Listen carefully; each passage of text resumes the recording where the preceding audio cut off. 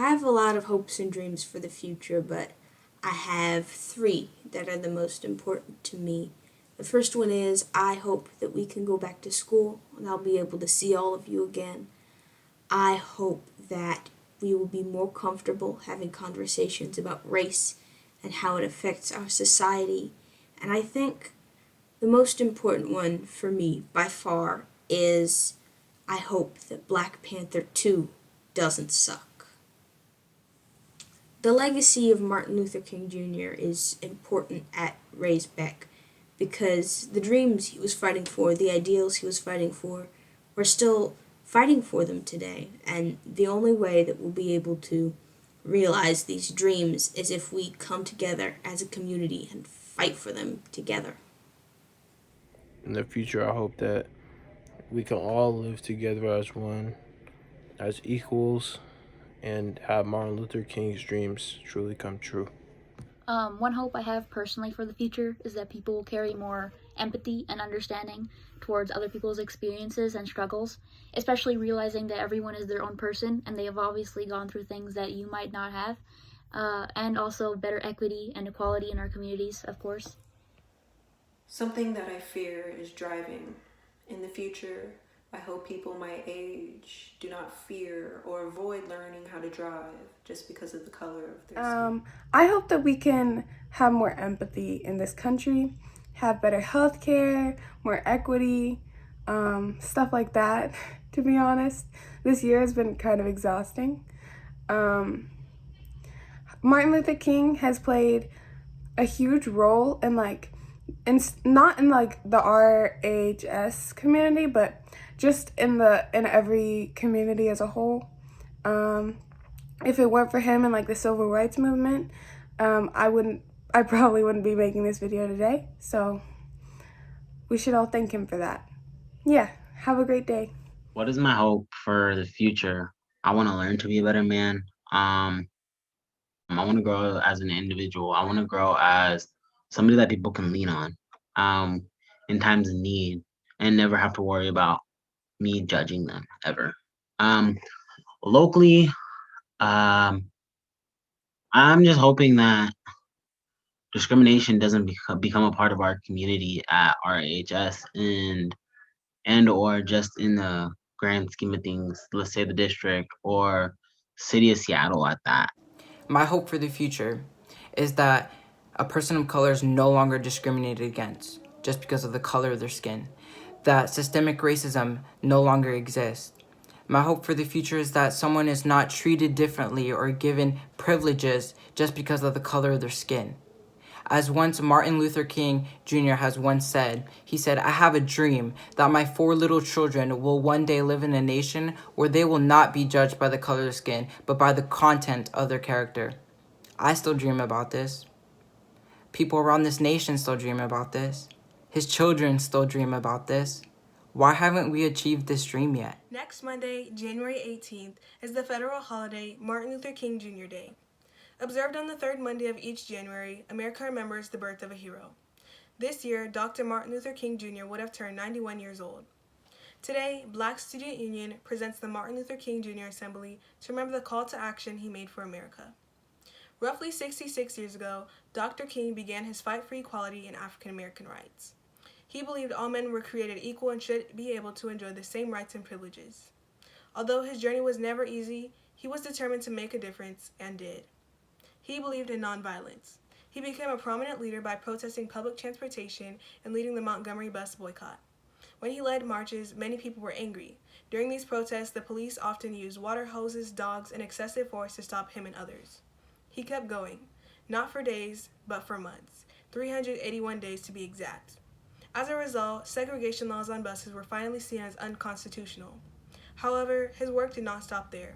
He led the entire civil rights movement in the 60s, ending institutionalized racial discrimination, disenfranchisement, and racial segregation. Dr. King was largely responsible for the passage of the Civil Rights Act of 1964 and the Voting Rights Act of 1965. The Civil Rights Act banned discrimination in the workforce and public accommodations based on race, color, religion, and national origin. The Voting Rights Act protected African Americans' right to vote. He also played a major part in the passage of the Fair Housing Act of 1968. This prevented This prevented people from banning black people from any sort of housing, be it a rental or a sale. Now, more than 1,000 streets in the world bear the name of Martin Luther King Jr. At least 955 of those streets are in 41 U.S. states, the District of Columbia, and Puerto Rico. During the last 11 years of his life, he gave roughly 2,500 speeches. Many of these included traveling country to country to promote peace and kindness.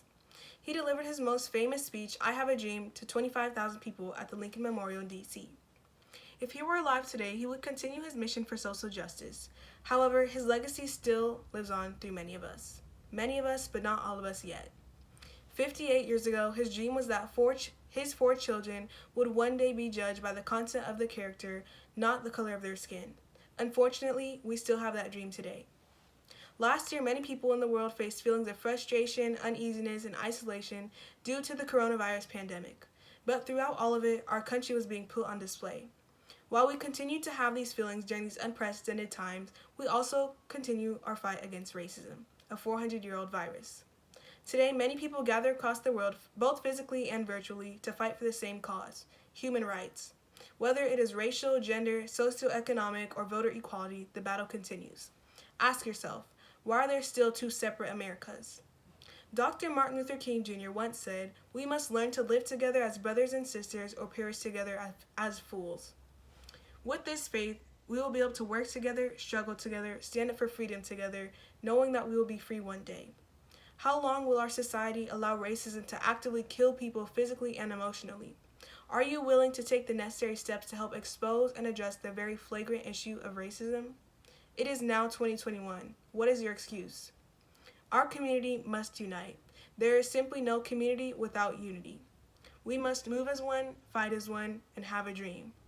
Now, Black Student Union will introduce our dream. Lift every voice and sing, to earth and heaven ring, ring with the harmonies of liberty. Let our rejoicing rise high as the listening skies. Let it resound loud as the rolling sea.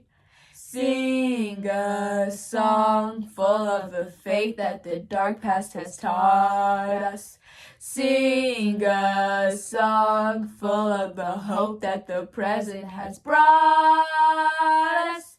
Facing the rising sun of our new day begun. Let us march on till victory is won. Breonna Taylor, Trayvon Martin, Tamir Rice, George Floyd.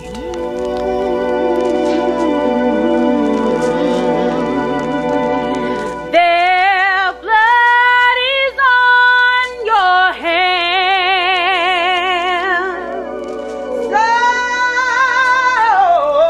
So that's because of hatred. Lives forever changed because of their absence.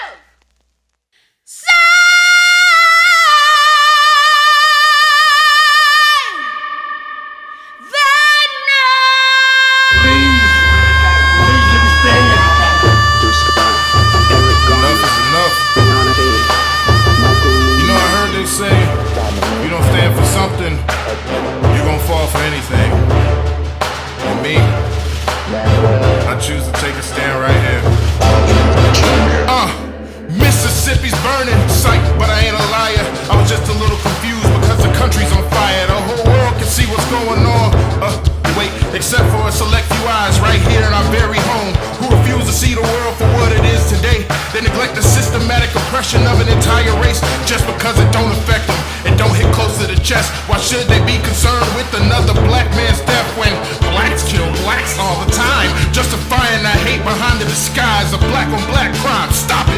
This ain't the time for us to become divided. We got a better chance when the entire front's united. So is this the American dream or a white supremacy thing? The alt-rights, the neo-Nazis, or a Klansman scheme? They took off their hoods and they put on a badge, cause under the shield there's no need to hide under the mask. So now they detain, beat, and lynch us in the broad daylight. So, do as you're told, don't speak, just comply, or else they got just cause to take a black man's life. Moments pass, they make a widow out of a black man's wife. Like jail or the grave is the only black man's right. Revolt, you know what, man? This black man just might kill us, but you cannot kill a black man's life. So racists, come at me, make this black man's night. Cause for my people, you gon' see this black man fight. So I wrote a letter to George Floyd just to update the brother on what's going on around the world today. We got protests, riots, militarized police, tear gas for those who try to protest in peace. We not gonna stop, we gon' stay in these streets till this whole corrupt system is brought to its knees. We paid freedom's price, but equality costs more. They locked up thousands, all they needed was to lock up for. Your life brought joy and hope to your little girl. Your death brought change and inspiration to an entire world. We've had enough, we're tired, we're fed up.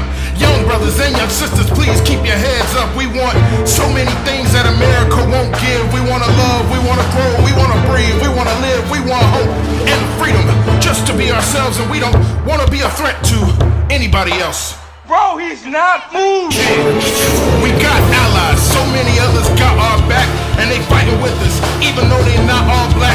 So I drop these words in the form of a song for you and so many others I can name, but the list too long. Hands up in unity because our fist too strong. No justice, no peace. Now is that so wrong? And to the oppressors, all lives matter should be true, but all lives can't matter until black lives do. He is human, bro. I cannot breathe.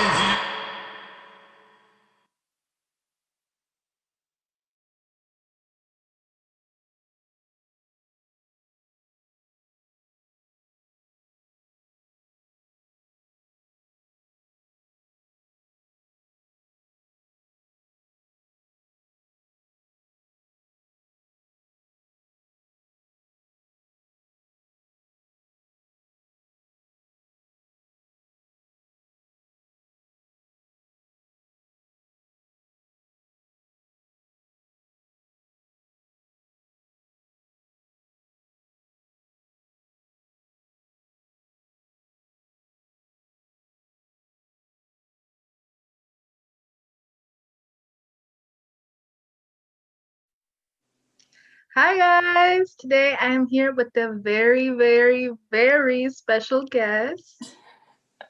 Hi everybody, I'm Kyla Marks. I graduated RHS in 2018. I'm a junior at Washington State University.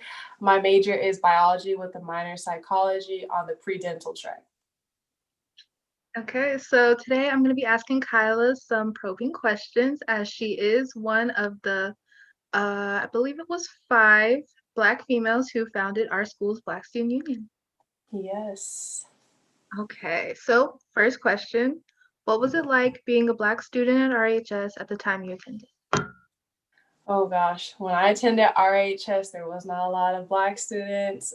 In my class alone, there was 4, and then 1 left, so it ended up just being 3 Black students, and 2 of which were female. So that just kind of tells you the proportion compared to the size of the school, and that's just for our class. And you know, there wasn't a lot of Black people, but I feel like we kind of stuck together in a sense. It's like, okay, like you kind of understand the little day-to-day problems we're going through, or you know, it's nice to see someone who looks like you in a STEM school and you know, doing STEM classes, and it's really empowering to see, you know, us making the strides we want to be to where we want to go one day. So yeah.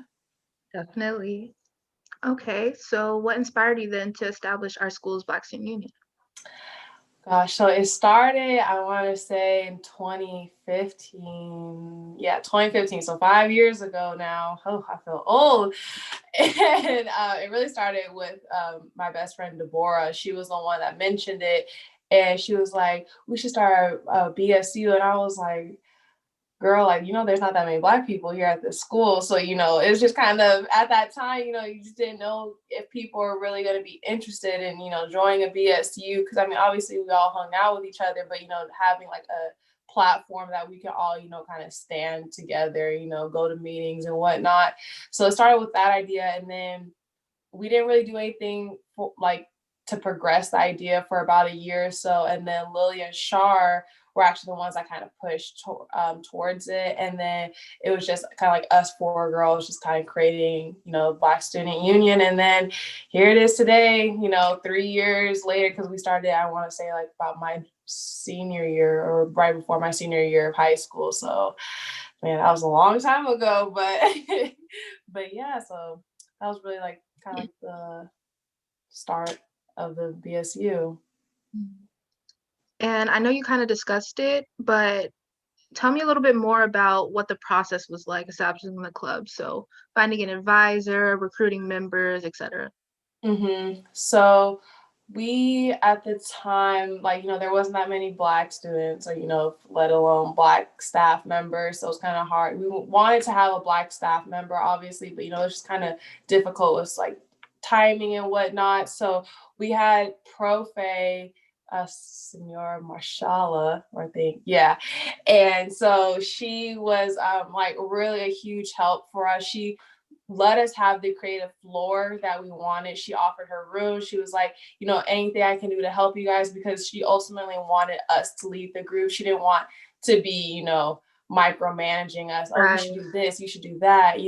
She was just letting us to have like a creative forum so we could do whatever we want in the meetings, have different, informationals, or if it was just, Black History Month activities and everything like that. So she was really just like a huge supporter. And she's like, if you need any supplies, let me know. So she was like a really huge help for us getting the group started. And then as far as members, it was kind of like we all knew each other. So, we would just be like, hey, we're starting a BSU. You want to come? It's like, it's just all of us, just good vibes. And not just, the Black students, but also like our allies and whatnot, people that want to learn more about the issues that we're talking about, or, just wanting to be more educated because maybe they didn't get that type of education, growing up. They're taught something different than what we're taught.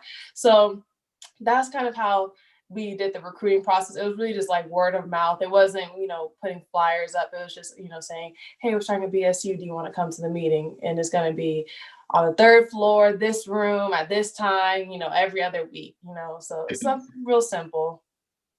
Right. Okay. And so given that and your whole experience with the Black Student Union, what do you feel like is the role of the Black Student Union in general as far as social justice?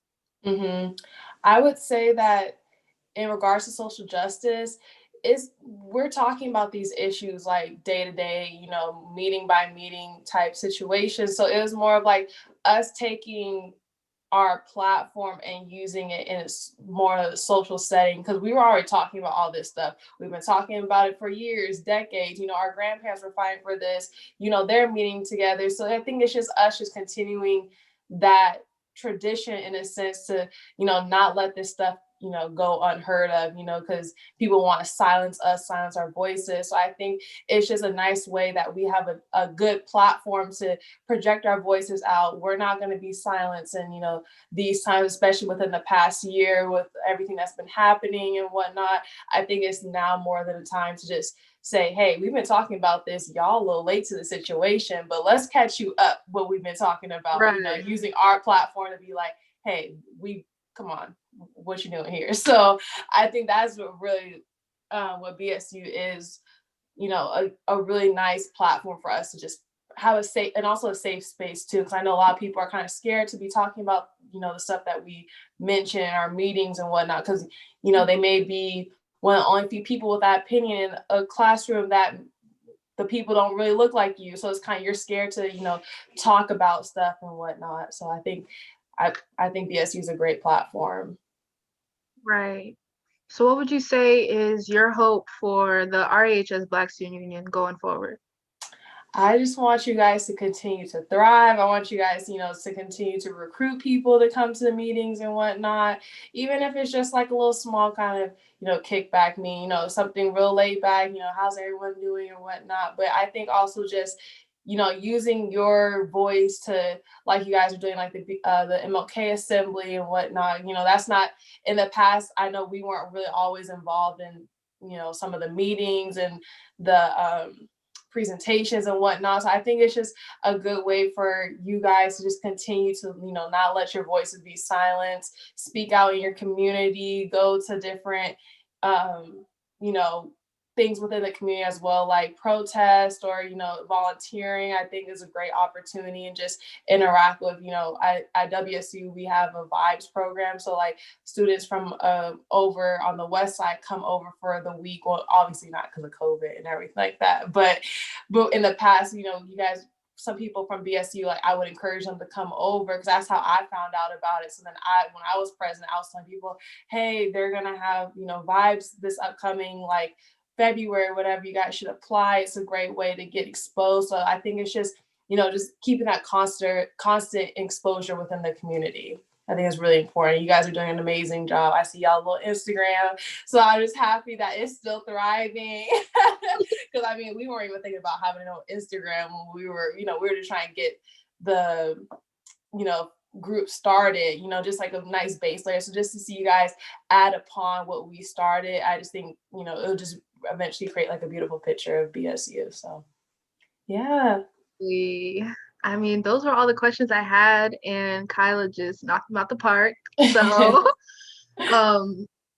honestly, guys, I'm so thankful for Kyla and all the other RHS grads, Shar, Lilia, Deborah, everybody, Profe Marshala, that helped to establish this club. Because without this club, honestly, like, I don't think, obviously, I probably wouldn't even be president, like doing the things that I'm doing with the Black Student Union. That's the first thing. Second thing, I probably wouldn't be able to thrive as a student as I do now if I didn't have that kind of community and established support. So definitely thankful to Kyla and all of those ladies, definitely. All ladies, by the way. Hello. Come on, girls, get it done now. Put it out there. Put it out there. Just, I mean, the proof is right there. I'm just saying. But yeah, thank you to Kyla once again, and we're gonna keep going with the assembly. Perfect. Bye, Breonna guys. Taylor, a 26-year-old Black woman, was shot and killed in her home March 13th of 2020 when 3 police officers entered her home. Some believe the law enforcement announced themselves. This is not true. The officers broke into Breonna Taylor's home with a no-knock search warrant. The 3 officers were in plain clothes. Taylor's boyfriend, Kenneth Walker, and neighbors sharing their apartment complex on West Muhammad Ali Boulevard have confirmed that the police did not identify themselves previously to Kenneth Walker firing his registered firearm. Ms. Taylor's partner simply thought it was a home invasion and simply did what he could to protect his girlfriend and himself. Some also believe Taylor lived with a drug dealer and she herself was involved in dealing. This is also not true. On social media, critics were saying that she wouldn't have been killed if she had not been involved or living with a drug dealer, when both of those claims are false. Taylor shared a home with her sister, who was out the night of the shooting. Also, her boyfriend has no history of drug-related crimes. We owe it to Breonna Taylor to accurately tell her story. Stop the spread of misinformation. Well, I don't think of love as, in this context, as emotional bosh. I don't think of it as a weak force. But I think of love as something strong and that organizes itself into powerful direct action. Now, this is what I tried to teach in the struggle in the South, that we are not engaged in a struggle that means we sit down and do nothing. That there's a great deal of difference between non-resistance to evil and non-violent resistance. Non-resistance leaves you in a state of stagnant passivity and deadened complacency, wherein nonviolent resistance means that you do resist in a very strong and determined manner. Well, I don't think that's true. If anyone has ever lived with a nonviolent movement in the South, from Montgomery on through the Freedom Rides and through the sit-in movement and the recent Birmingham movement, and see the reactions of many of the extremists and reactionaries in the white community, he wouldn't say that this movement makes, or this philosophy makes them comfortable. I think it arouses a sense of shame within them often, in many instances. I think it does something to touch the conscience and establish a sense of guilt. Now, so often people respond to guilt by engaging more in the guilt-evoking act in an attempt to drown the sense of guilt. But this approach certainly doesn't make the white man feel comfortable. I think it does the other thing. It disturbs this conscience, and it disturbs this sense of contentment that Ahmaud he's had. Arbery, a 25-year-old black man, was shot and killed on February 23rd of 2020 by 3 neighborhood residents while out on a jog. Some believe that Arbery was not in jogging apparel and was ultimately interested in burglarizing the neighborhood. This is not true. Surveillance footage confirms that nothing was stolen from the alleged home that Arbery was thought to have burglarized, and he was in fact in athletic attire. We owe it to Ahmaud Arbery to accurately tell his story. Stop the spread of misinformation. The legacy of Dr. Martin Luther King Jr. has truly changed the course of history. His groundbreaking activism and agape-centered leadership has left a blueprint for social change and advancement. We owe much of America's progress to Dr. King's work and are truly thankful for his contributions. Despite this work, America still has a long way to go. This past week, a group of armed, violent citizens terrorized our Capitol building. This is only the peak of a series of increasingly volatile events that have occurred in these past months. Not many are aware that Martin Luther King recanted the very speech that he's most well known for.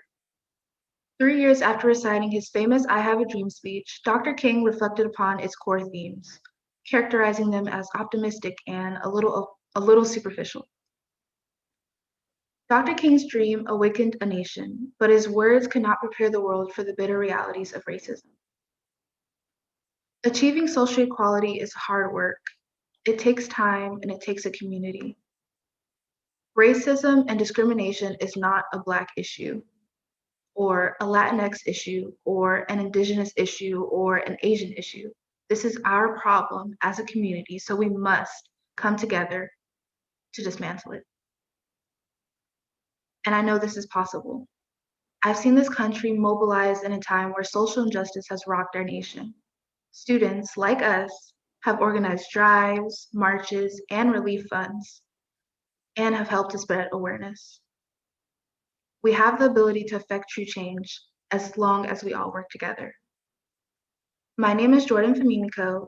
I represent the Raisbeck Aviation High School Black Student Union, and I believe that unity is community. My name is Abby Lindell. I represent the Raisbeck Aviation High School Black Student Union, and I believe unity is community. My name is Adona Cabeta. I represent the Choice Academy Black Student Union, and I believe unity is community. My name is Karatina Testament. I represent the Mount Rainier Black Student Union, and I believe unity is community. My name is Donwit Taffis, and I represent Mount Rainier's Black Student Union, and I believe unity is community. My name is Jocelyn Walker, and I represent the Choice Academy Black Student Union, and I believe unity is community.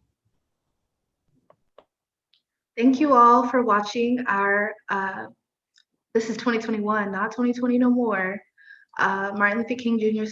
Assembly, and thank you to everyone who helped put together this assembly, and I'm so happy we did it. Bye guys.